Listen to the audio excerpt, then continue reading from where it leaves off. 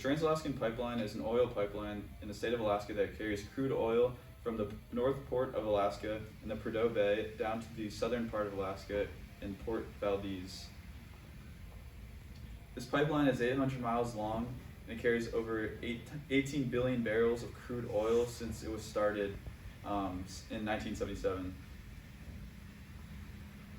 This is the map of the pipeline. As you can see, it starts all the way up in Prudhoe Bay, which is Dead Horse, Alaska, and then goes all the way down through Fairbanks, down to Port Valdez, southern part. It is 800 miles long, like I said. And yeah. So why was the Trans-Alaskan Pipeline built?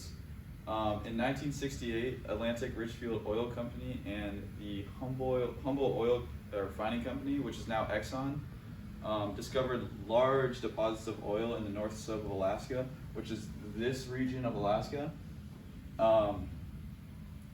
And they decided that if they invested their money in building a pipeline and getting that oil out of the ground, they could make a huge revenue.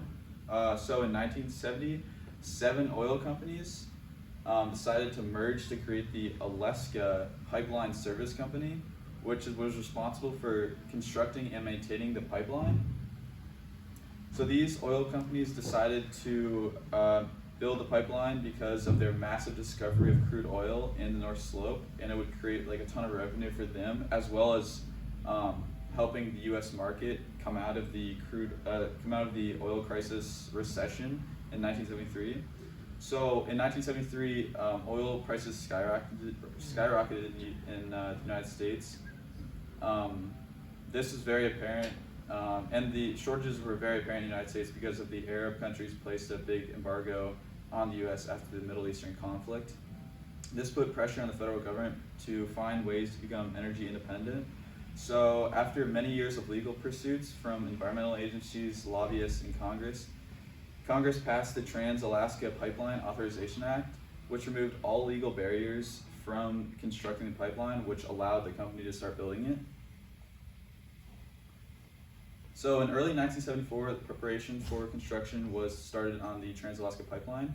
The Alaska Pipeline Service Company wanted the first oil tanker to leave by 1977. So that's what they wanted to build it in only 3 years, 800 miles of pipeline. So the Dalton Highway was the first thing built.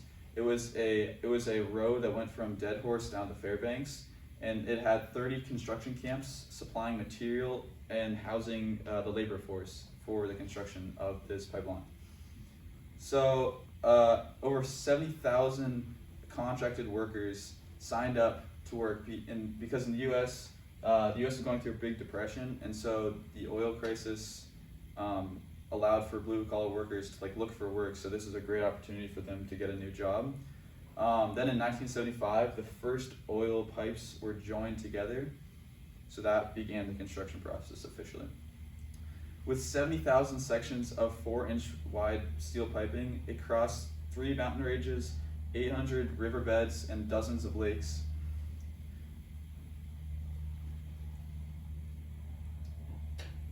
The pipeline is half above ground, half below ground because it is elevated to avoid permafrost. Where the pipeline is elevated, it has 78,000 steel supports that are 60 feet apart holding up the pipe, as you can see. And it's high enough so wildlife like caribou can cross underneath, so it doesn't inflict with their habitat at all.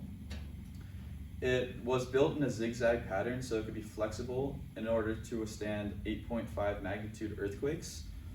During the construction of the pipeline, laborers worked 12-hour days, 7 days a week, and endured harsh Alaskan winters, sometimes with no sunlight and negative temperatures. After 3 years of constructing the pipeline, surprisingly, only 32 workers died out of the 70,000 original workers. By 1977, the pipeline reached Port Valdez, and the first barrel of oil was sent from Prudhoe Bay.